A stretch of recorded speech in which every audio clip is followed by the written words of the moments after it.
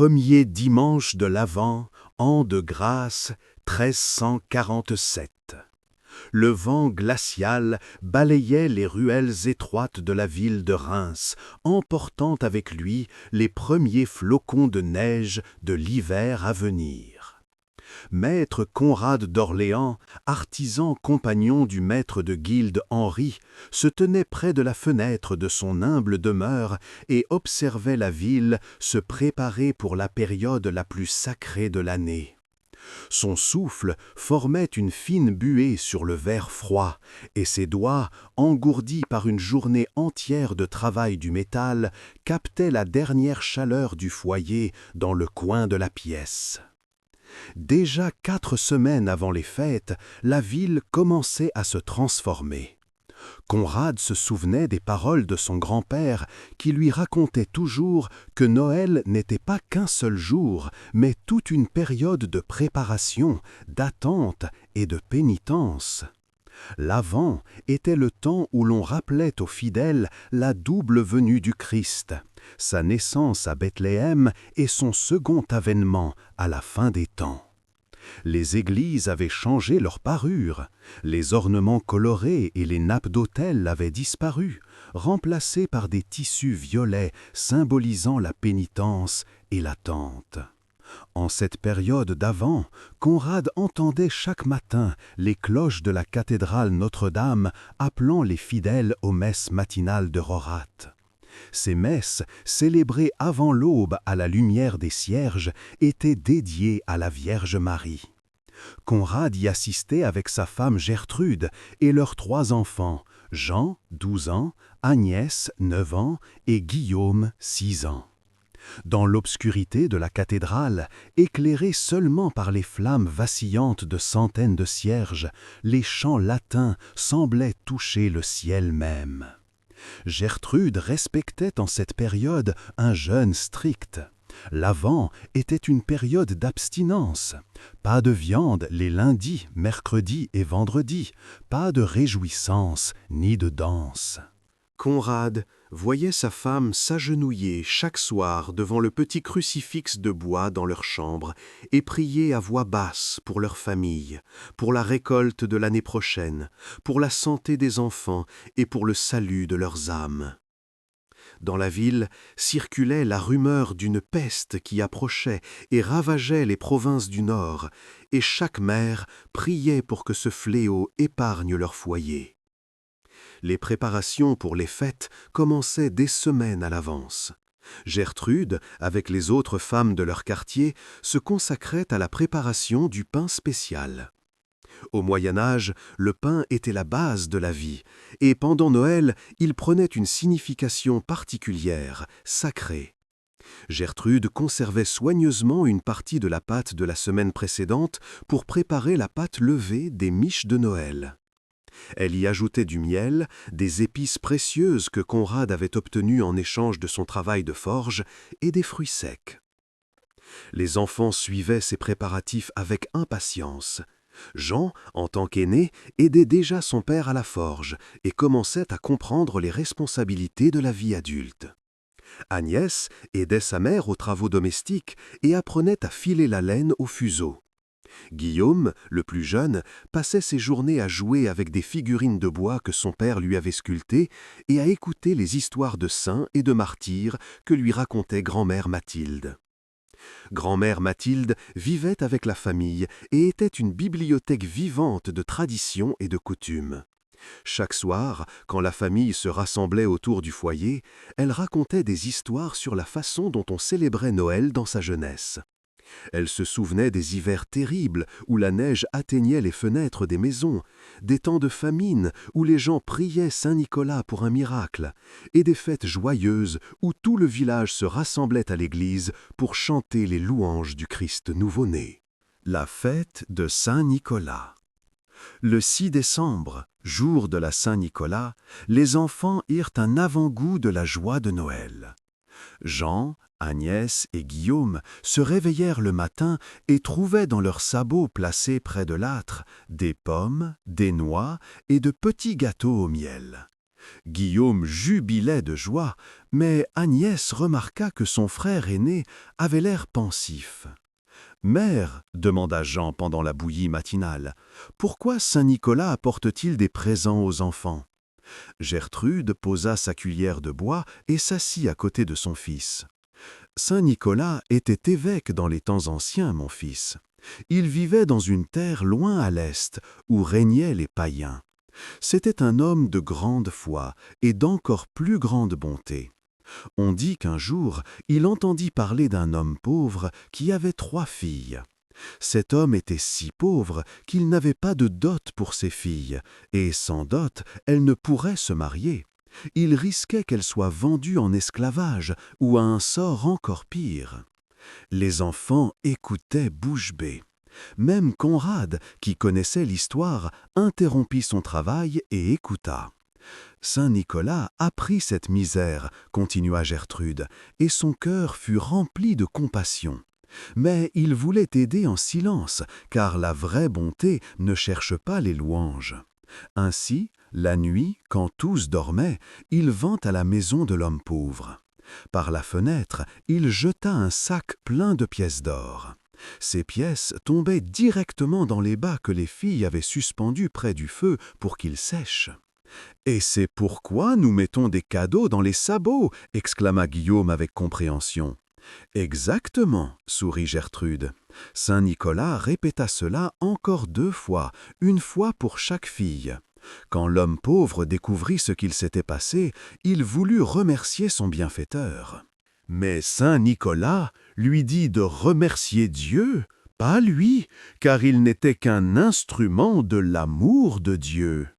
Mais Saint Nicolas punit aussi les mauvais enfants, n'est-ce pas ? Demanda Jean, qui avait entendu des histoires des autres garçons de la guilde. Conrad répondit cette fois, « C'est vrai, mon fils.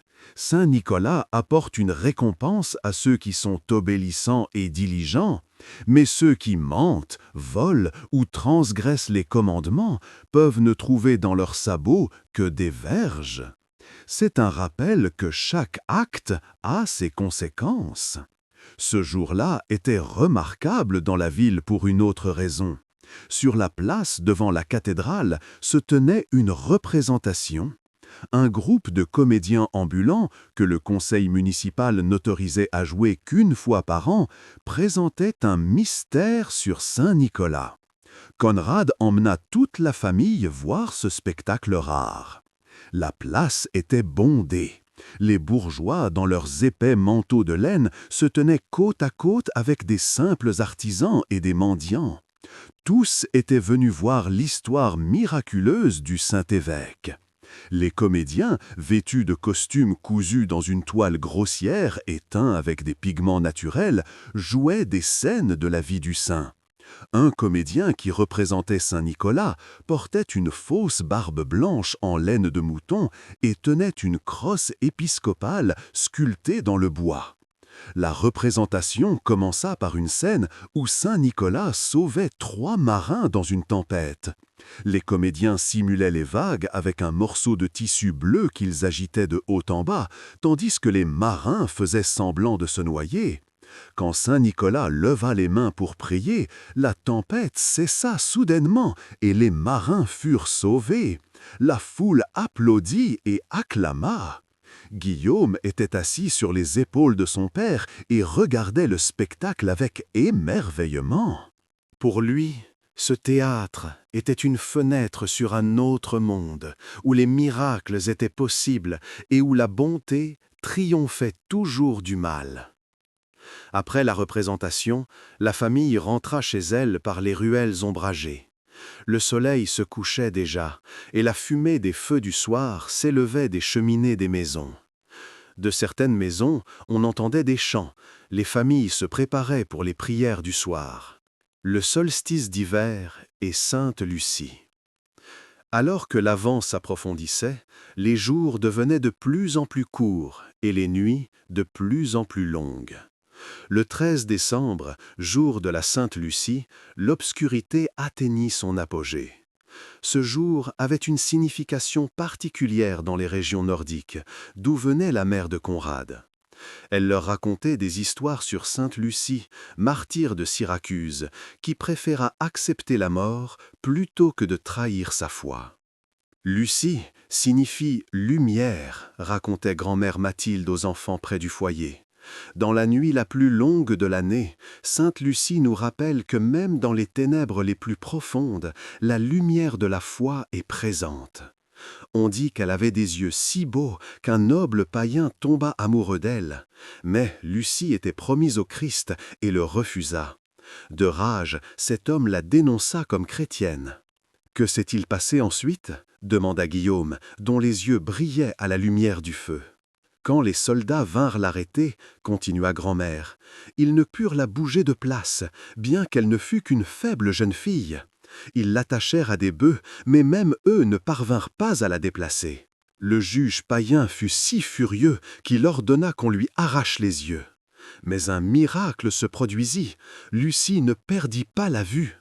Certaines légendes disent même que Dieu lui donna des yeux encore plus beaux qu'avant. Agnès serra la main de sa mère. Ces histoires de martyrs étaient effrayantes, mais aussi fascinantes. Elle imaginait le courage de cette jeune fille qui préféra tout sacrifier plutôt que de trahir sa foi. Ce jour-là, Gertrude prépara un plat spécial, du blé cuit dans du lait et sucré au miel. Ce plat, appelé blé de Lucie, était un mets traditionnel de cette fête et symbolisait la lumière perçant les ténèbres. Préparation pour la veillée de Noël. Alors que la fin de l'Avent approchait, les préparatifs dans la ville s'intensifiaient. 4 semaines avant la veillée de Noël, les familles commencèrent à préparer la couronne de l'Avent, un cercle de branches de sapin avec 4 bougies. Chaque dimanche, on allumait une bougie de plus, symbolisant l'approche progressive de la naissance du Christ. Conrad avait cette fois une tâche particulière. Le maître de guilde, Henri, lui avait demandé de créer des chandeliers de fer pour la cathédrale. C'était un grand honneur, mais aussi une grande responsabilité. Conrad passait de longues heures dans l'atelier, pliant le fer chauffé au rouge en belle forme. Chaque chandelier devait être parfait, car il devait tenir les cierges qui éclaireraient la messe de minuit du Christ. Jean venait parfois à l'atelier et observait son père au travail. Conrad profitait de ces moments pour enseigner à son fils non seulement le métier, mais aussi la vie. « Tu vois, mon fils, disait Conrad en martelant le fer chauffé au rouge, ce fer est comme l'âme humaine. Dans la nature, il est dur et inflexible.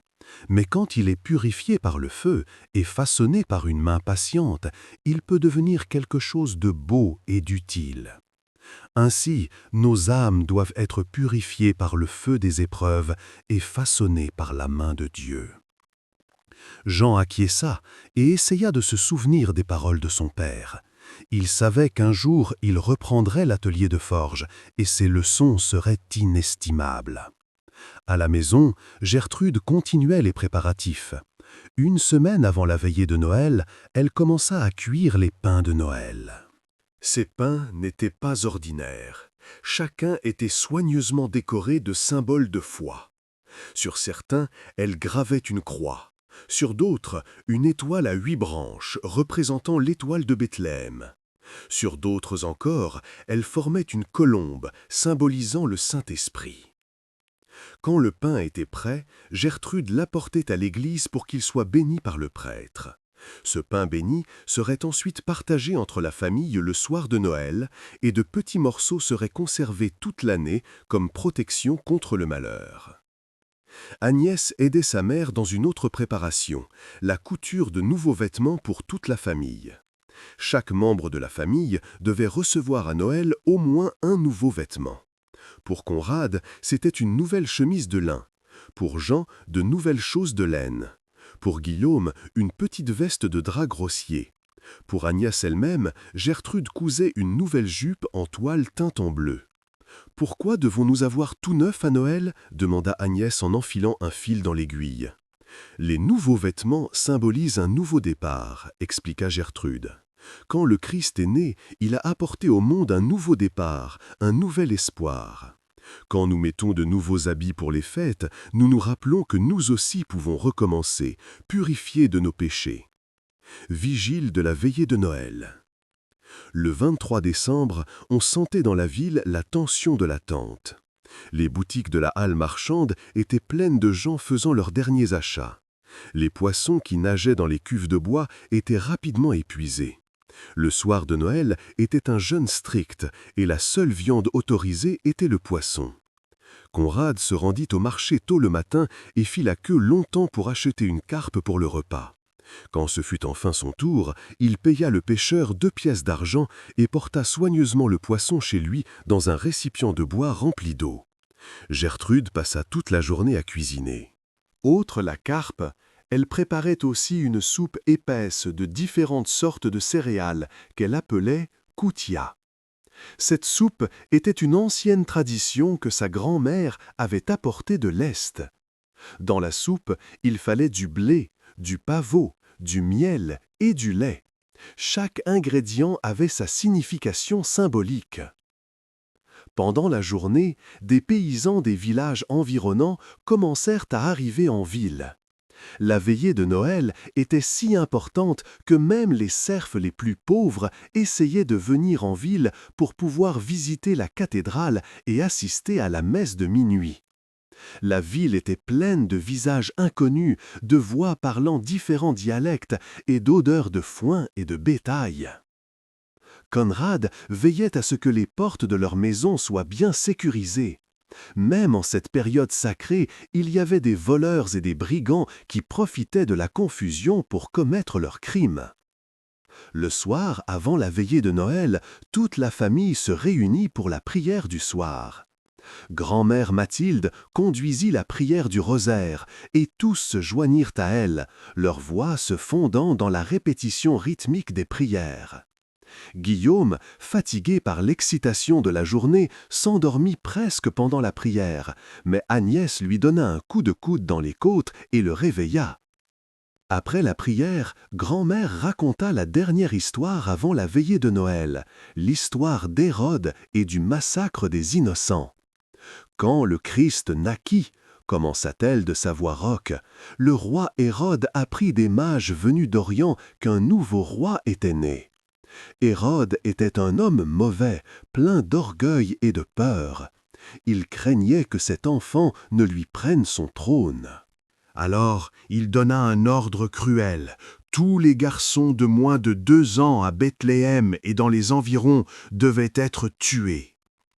Les enfants écoutaient avec horreur, tandis que grand-mère racontait comment les soldats arrachaient les enfants des bras de leur mère, les cris et les pleurs qui se répandirent dans Bethléem cette nuit-là. Mais Dieu protégea le petit Jésus, continua grand-mère. Il envoya un ange à Joseph dans un rêve et l'avertit. Joseph prit Marie et l'enfant et s'enfuit en Égypte, où ils furent en sécurité. Hérode, dans sa rage, mourut peu après, dévoré par les vers de l'intérieur. Tel est le sort de ceux qui se dressent contre la volonté de Dieu. Cette histoire terrifiante devait rappeler aux enfants le sérieux de Noël. Ce n'était pas seulement des fêtes de joie, mais aussi un rappel des sacrifices qui avaient été faits. La veillée de Noël. Le matin de la veillée de Noël commença avant l'aube. Conrad se réveilla le premier et alluma une bougie près du petit autel dans leur chambre. Il pria une prière qu'il avait apprise de son père, une prière pour la protection de la famille et pour la bénédiction de l'année à venir.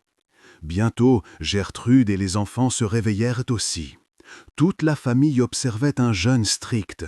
Ils ne mangeaient rien de toute la journée, jusqu'au soir, quand apparaîtrait la première étoile dans le ciel. Ce jeûne était difficile, surtout pour les enfants, mais il était considéré comme une préparation importante pour la fête. Dans la matinée, Conrad alla avec Jean dans la forêt derrière la ville ramasser des branches de sapin.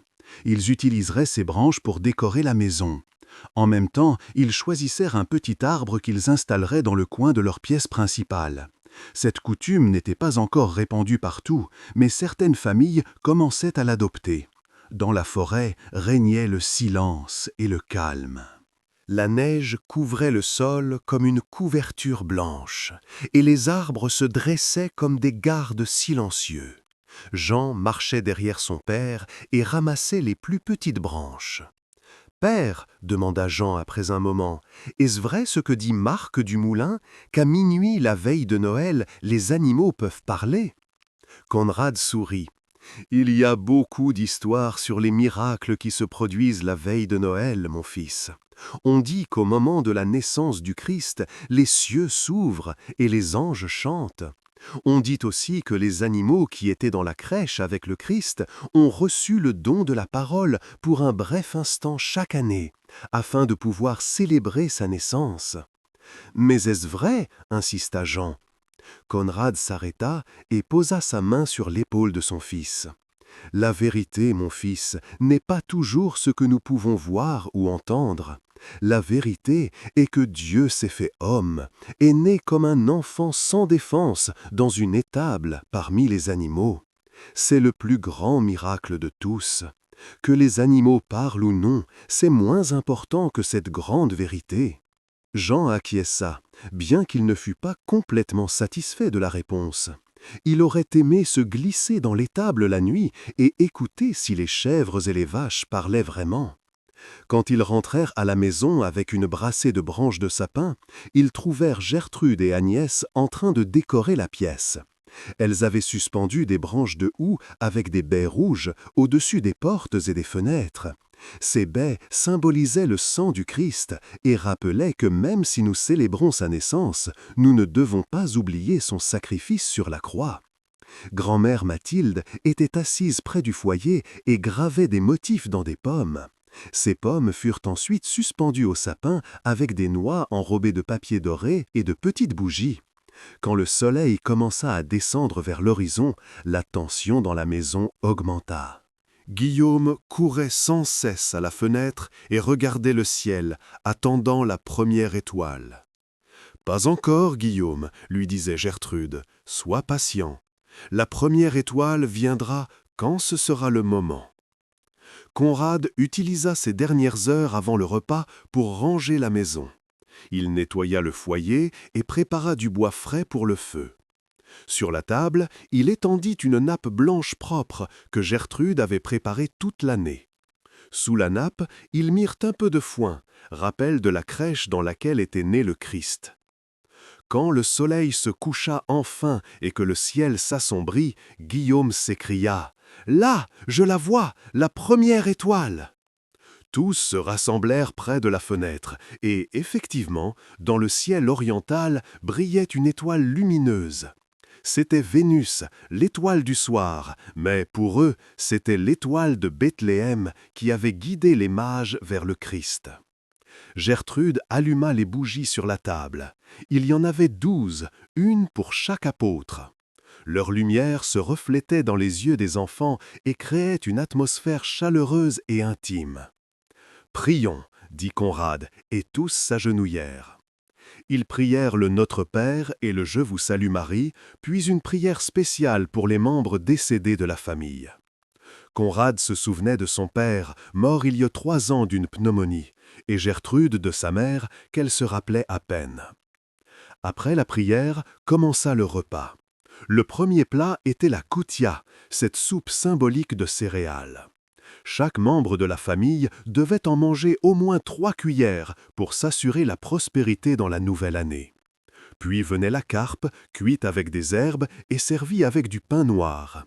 Il y avait aussi du chou fermenté dans des tonneaux de bois et des gâteaux fourrés au pavot et au miel. Pendant le repas, Conrad lisait dans la Bible l'histoire de la naissance du Christ de l'Évangile selon Luc. Sa voix résonnait solennement dans la pièce silencieuse. Or, en ces jours-là, parut un édit de César Auguste ordonnant le recensement de toute la terre. Joseph aussi monta de Galilée, de la ville de Nazareth, en Judée, à la ville de David, qui s'appelle Bethléem. Les enfants connaissaient l'histoire par cœur, mais ils l'écoutaient toujours avec émerveillement, comme s'ils l'entendaient pour la première fois. Guillaume imaginait le long voyage de Joseph et Marie, comment ils traversaient des terres désolées, fatigués et souffrants. Il imaginait leur désespoir quand ils ne trouvaient pas de place à l'auberge. Et elle enfanta son fils premier-né, et elle l'emmaillota et le coucha dans une crèche, parce qu'il n'y avait pas de place pour eux dans l'hôtellerie. Quand Conrad termina la lecture, le silence régna à table. Puis grand-mère Mathilde commença à chanter une vieille chanson sur la naissance du Christ. Sa voix, bien que rauque avec l'âge, portait une beauté et une pureté angéliques. Un par un, les autres membres de la famille se joignirent à elle. Après le repas, vint le moment des cadeaux. Au Moyen Âge, les cadeaux n'étaient pas aussi abondants que dans les temps ultérieurs, mais chaque cadeau était donné avec amour. Conrad donna à Gertrude une petite croix de fer qu'il avait lui-même forgée et polie. Elle était simple, mais belle dans sa simplicité. Gertrude avait les larmes aux yeux en la tenant. Gertrude donna à Conrad de nouveaux gants qu'elle avait cousus en cuir épais. « Pour que tes mains soient protégées du feu de la forge, dit-elle tendrement. » Jean reçut de son père de petites pinces, son premier outil personnel.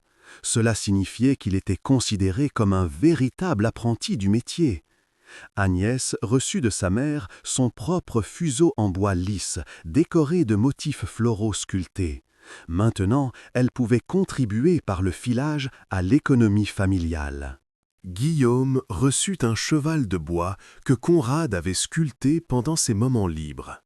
Le garçon embrassa son père et serra le cheval contre sa poitrine. Grand-mère Mathilde reçut un nouveau chapelet de perles de bois qu'Agnès avait poli à la main. Quand les cadeaux furent distribués, la famille s'assit autour du feu et chanta des chants de Noël. Dehors, il commença à neiger, de gros flocons qui scintillaient à la lumière de la lune. La ville était silencieuse, excepté le son lointain des cloches de différentes églises. La messe de minuit. Quand l'horloge de l'église sonna 11 fois, la famille s'habilla de ses plus beaux vêtements et se prépara pour le voyage à la cathédrale. Conrad boutonna son lourd manteau de laine et aida les enfants avec leurs vestes. Gertrude se couvrit la tête d'un châle chaud et prit une lanterne à la main. Les rues de la ville étaient pleines de monde, tous se dirigeaient vers la cathédrale. La lumière des lanternes et des torches créait une procession de lumière se déplaçant dans l'obscurité. Des maisons on entendait des chants et des rires, un rire rare en ces temps difficiles. La cathédrale Notre-Dame se dressait comme un géant au-dessus de la ville, ses tours pointant vers le ciel étoilé. Toutes les fenêtres étaient illuminées, les vitraux colorés brillaient comme des joyaux. De l'intérieur s'élevait le chant du chœur, les voix des garçons pures comme l'argent. Quand ils entrèrent, ils furent émerveillés par la splendeur. Toute la cathédrale était éclairée par des centaines de bougies. L'autel était couvert d'une toile blanche brodée de fils d'or. Une grande crèche avait été installée devant l'autel, des figurines de bois grandeur nature de Marie, Joseph, de l'âne et du bœuf. La crèche était encore vide, la figurine de Jésus serait placée seulement à minuit. La famille trouva une place dans la nef centrale parmi les autres bourgeois. Les nobles et les riches marchands avaient leur place réservée plus près de l'autel, tandis que les pauvres se tenaient à l'arrière. Mais en cette nuit, toutes les différences entre les classes semblaient s'effacer. Tous étaient là comme frères et sœurs dans la foi. La messe commença par une procession de prêtres en robe blanche. L'évêque lui-même célébrait cette messe, un honneur rare pour la ville. Sa mitre dorée brillait à la lumière des bougies, et la crosse dans sa main symbolisait l'autorité et la direction. Le chant latin emplit la cathédrale. « Gloria in excelsis Deo » chantaient les prêtres, et le chœur répondait. Guillaume ne comprenait pas les mots latins, mais il sentait leur puissance et leur beauté. Quand vint le moment de minuit, l'évêque souleva une petite figurine dorée de Jésus et la bénit. Puis il la plaça solennellement dans la crèche. À cet instant, toutes les cloches de la ville commencèrent à sonner. La grande cloche de la cathédrale, les petites cloches des églises locales, même les cloches du monastère au-delà des remparts de la ville, toutes sonnaient en harmonie, annonçant la naissance du Christ. Les gens dans la cathédrale tombèrent à genoux. Certains pleuraient de joie, d'autres priaient en silence. Conrad tenait la main de Gertrude et ressentit une vague de gratitude. Malgré toutes les difficultés, malgré la peur de la peste, malgré le travail dur et la faim occasionnelle, il avait sa famille, sa foi et ce moment de beauté absolue. Après la messe, les gens quittaient lentement la cathédrale, mais restaient dehors, réticents à retourner dans leur maison. Ils chantaient des chants de Noël, se souhaitaient mutuellement des fêtes bénies, partageaient nourriture et vin. Le maître de guilde, Henri, s'approcha de Conrad. « Mon ami, dit-il, tes chandeliers sont magnifiques. L'évêque en personne a loué ton travail. Je suis fier de toi. » Conrad s'inclina. « Merci, maître. C'est un honneur de servir Dieu par mon métier. » Le jour de Noël. Le matin du jour de Noël, la famille se réveilla tard. Après la messe de minuit, ils étaient rentrés chez eux seulement vers 3 heures du matin et tous étaient épuisés. Mais ce jour était un jour de fête et de repos. En l'an de grâce 1347, ce jour tombait un dimanche, ce qui le rendait encore plus solennel. Gertrude prépara un petit déjeuner de fête, du lait chaud au miel, du pain frais et du fromage. Chaque membre de la famille reçut une portion plus grande que d'habitude. En ce jour, le jeûne était levé et il était permis de festoyer. L'après-midi, ils visitèrent la maison du maître de guilde Henri, où se tenait une fête pour tous les membres de la guilde et leurs familles. La grande salle était pleine de monde, d'enfants courant partout, de voix et de rires. Sur la table se trouvaient des mets que les familles pauvres ne verraient qu'une fois par an. Un cochon rôti, différentes sortes de pâtisseries, des gâteaux, des fruits importés du Sud. Pour Guillaume et Agnès, c'était comme entrer dans un conte de fées. Le soir, les hommes de la guilde se rassemblèrent autour de la table et commencèrent à raconter des histoires. Le vieux Berthold, le membre le plus âgé de la guilde, raconta l'hiver terrible d'il y a 40 ans, quand le Rhin gela si fort que les gens pouvaient marcher sur la glace d'une rive à l'autre. « Et je vous le dis, continua Berthold, cet hiver-là, des choses étranges se produisirent. Les loups entrèrent dans la ville, cherchant de la nourriture. Nous avons trouvé un loup mort sur la place, mort de froid. Et le soir de Noël, quand nous allions à l'église, nous avons vu des lumières dans le ciel, des lumières vertes et violettes, dansant comme des fantômes. »« C'était une aurore boréale, dit maître Henri. »« Un phénomène rare, mais pas surnaturel. »« Peut-être, acquiesça Berthold. Mais cette nuit-là, cela ressemblait à des anges célébrant la naissance du Christ. » La fête de Saint-Étienne. Le jour suivant, le 26 décembre, était la fête de Saint-Étienne, le premier martyr chrétien. Ce jour avait une tradition particulière dans la ville. C'était la coutume d'aider les pauvres et de distribuer l'aumône. Conrad prit un vieux manteau qu'il ne portait plus et une paire de sabots dont Guillaume avait grandi. Avec Jean, ils allèrent dans le quartier pauvre de la ville où vivaient mendiants, veuves et malades. Dans une petite maison, ils trouvèrent une veuve avec 3 jeunes enfants. Son mari était mort à l'automne dans une chute d'un échafaudage lors de la construction de la nouvelle porte de la ville. Conrad lui donna le manteau et les sabots, ainsi qu'une petite bourse contenant 6 pièces d'argent. La femme pleura et remercia. « Que Dieu vous bénisse, bon monsieur !» disait-elle encore et encore. Sur le chemin du retour, Jean était pensif. « Père, demanda-t-il, pourquoi aidons-nous des gens que nous ne connaissons pas ? Parce que le Christ nous a enseigné, répondit Conrad, que lorsque nous aidons le plus petit de nos frères, nous l'aidons lui. Cette femme et ses enfants sont nos frères et sœurs dans le Christ.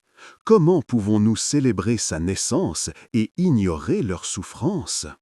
Jean acquiesça. C'était une leçon qu'il n'oublierait jamais. Les jours entre les fêtes.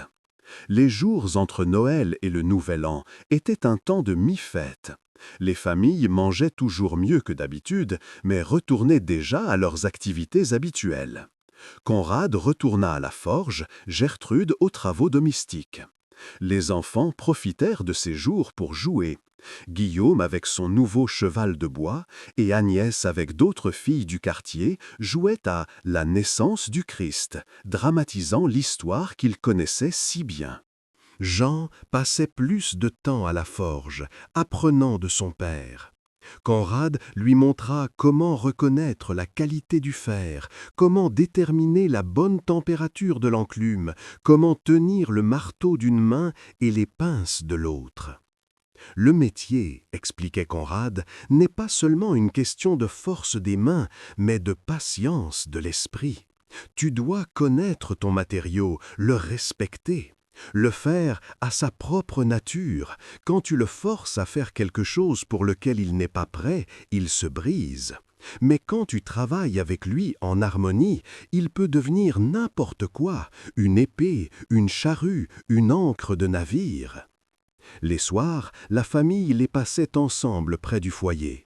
Grand-mère Mathilde racontait d'autres histoires sur les saints, sur les miracles, sur les temps anciens, quand le monde était jeune. Un soir, elle raconta l'histoire des rois d'Orient, les mages qui vinrent adorer le Christ.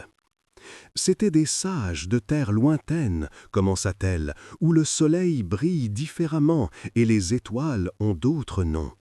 Ils étudiaient les cieux, et un jour, ils virent une nouvelle étoile, plus brillante que toutes les autres. Ils surent que cela signifiait quelque chose de grand. « Comment savaient-ils où aller ?» demanda Guillaume.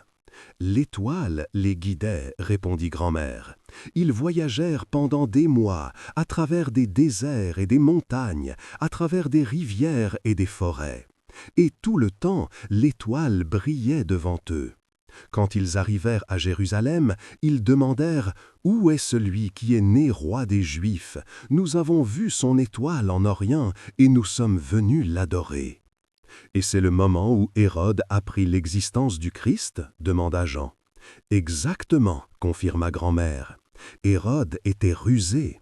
Il dit aux mages « Allez et trouvez l'enfant, puis dites-moi où il est, afin que je puisse aussi l'adorer. » Mais en réalité, il voulait le tuer. « Mais les mages le trouvèrent, » continua-t-elle, « dans une petite maison à Bethléem. Et quand ils virent l'enfant avec Marie, sa mère, ils tombèrent à terre et l'adorèrent. Ils apportaient des présents, de l'or, de l'encens et de la myrrhe. L'or pour un roi, l'encens pour un prêtre, la myrrhe pour celui qui doit mourir. » Guillaume frissonna à ces mots.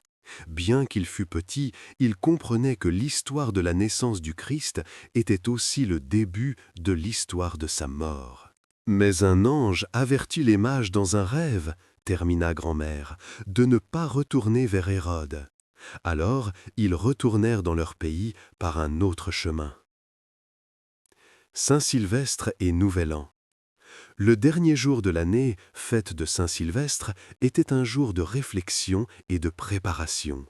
Les familles faisaient l'inventaire de ce qu'elles avaient vécu pendant l'année passée, joie et peine, succès et échecs.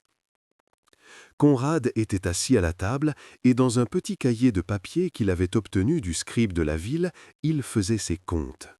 Combien il avait gagné dans l'année, combien il avait dépensé, combien il avait économisé. C'étaient des sommes modestes, mais elles représentaient un travail honnête. Gertrude vérifia les provisions de nourriture, combien de farine restait de la récolte, combien de pois secs, combien de sel. Elle devait planifier comment ces provisions dureraient jusqu'au printemps. Le soir de ce jour, la famille se rassembla à nouveau pour la prière. Cette fois, c'étaient des prières d'action de grâce pour l'année passée et des suppliques pour la bénédiction de l'année à venir. « Nous te remercions, Seigneur, priait Conrad, pour ta protection dans l'année passée. Grâce à toi, nous avons eu de quoi manger, nous avons eu où dormir, nous avons été en bonne santé. Protège-nous dans l'année à venir, de la peste, de la famine, de la guerre. Guide nos pas sur le chemin de la justice. » Quand minuit arriva, toutes les cloches de la ville commencèrent à sonner. C'était le début de la nouvelle année.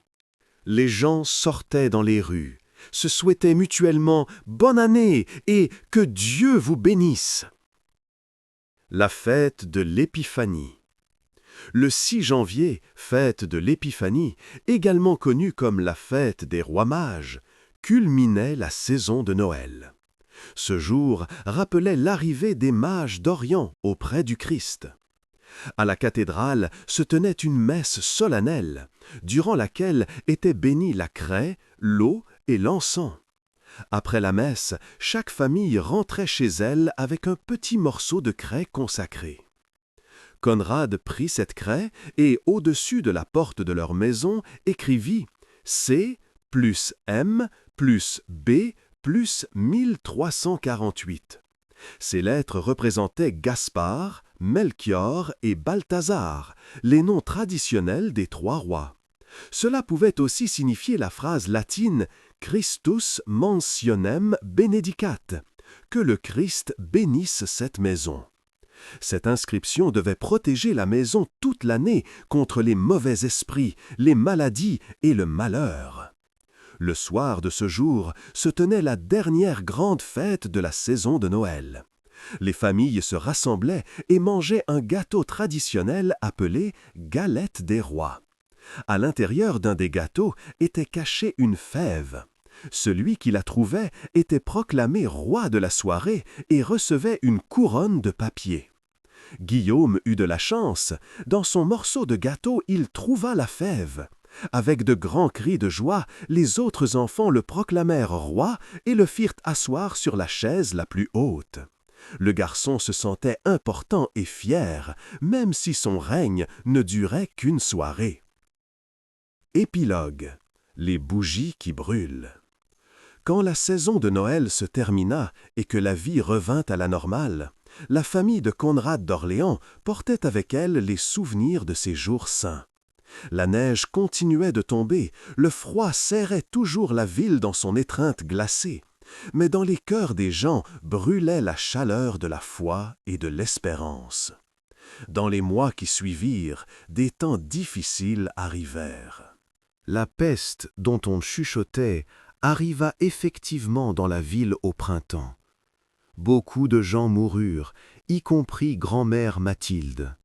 Mais la famille survécut, se tenant les uns les autres et se tenant à la foi que leur rappelaient les fêtes de Noël. Chaque année, quand l'Avent revenait, Conrad et sa famille célébraient à nouveau.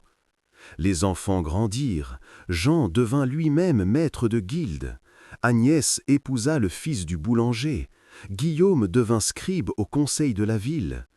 Mais les souvenirs de ce Noël de 1347, le dernier Noël avant le grand fléau de peste, restèrent avec eux toute leur vie. Noël au Moyen Âge n'était pas seulement une fête de consommation et de cadeaux comme elle le devint dans les temps ultérieurs. C'était une fête de foi, de famille, de communauté. C'étaient des jours où même la personne la plus pauvre pouvait se sentir riche parce qu'elle avait l'amour de ses proches et la présence de Dieu.